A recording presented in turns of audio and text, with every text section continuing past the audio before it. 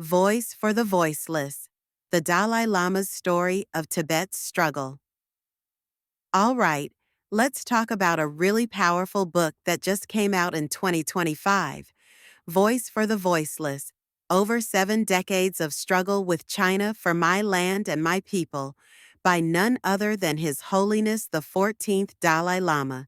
This book is more than just a memoir. It's a historical record, a political statement, and a call for justice all rolled into one. So, what's it about?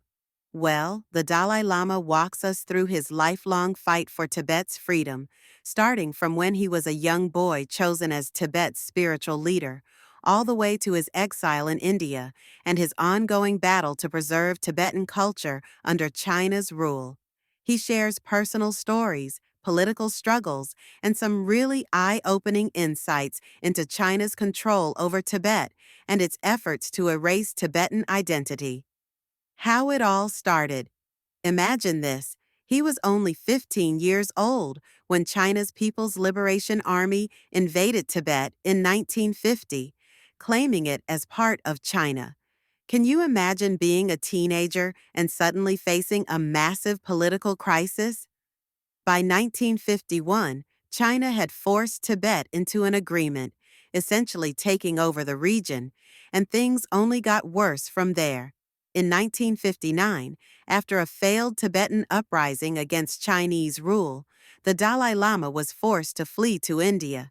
That's where he set up a Tibetan government in exile, and from there, he spent more than 60 years fighting for Tibet's rights on the world stage.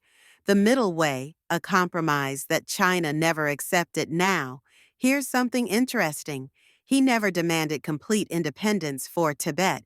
Instead, he proposed the middle way approach, which basically says, let Tibet be part of China, but give us real autonomy to govern ourselves, preserve our language, religion, and way of life.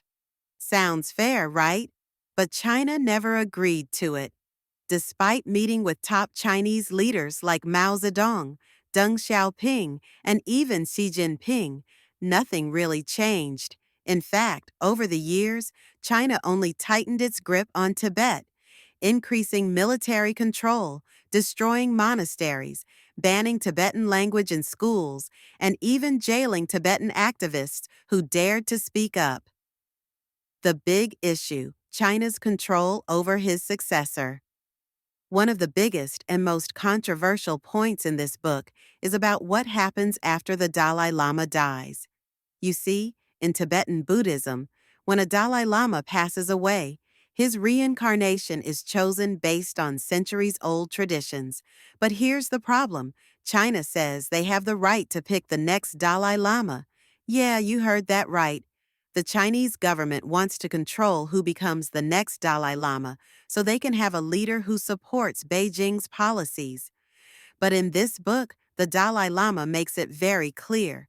He will not reincarnate in Tibet under Chinese rule. He tells Tibetans to reject any Dalai Lama chosen by Beijing. The real Dalai Lama must be chosen by Tibetans and their Buddhist leaders, not by a government that oppresses them. This is a huge deal because it means there will likely be 2 Dalai Lamas in the future, one chosen by Tibetans and one chosen by China, leading to an even bigger struggle. Why this book matters at the heart of it.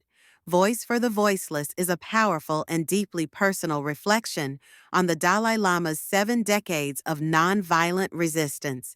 He talks about the suffering of Tibetan people under Chinese rule, his lifelong commitment to peace and diplomacy, why the world should care about Tibet and stand up for human rights. Despite all the hardships, he remains hopeful. He believes that one day Tibetans will regain their rights and nonviolence and truth will ultimately win over oppression. Final thoughts. This book isn't just for people who follow Buddhism or care about Tibet.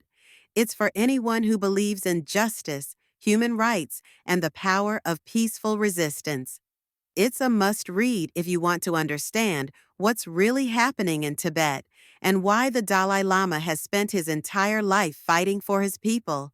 Even as he nears the end of his life, this book is his way of ensuring that his voice and the voice of Tibetans will never be silenced. So, if you haven't already, grab a copy because this is one story the world needs to hear.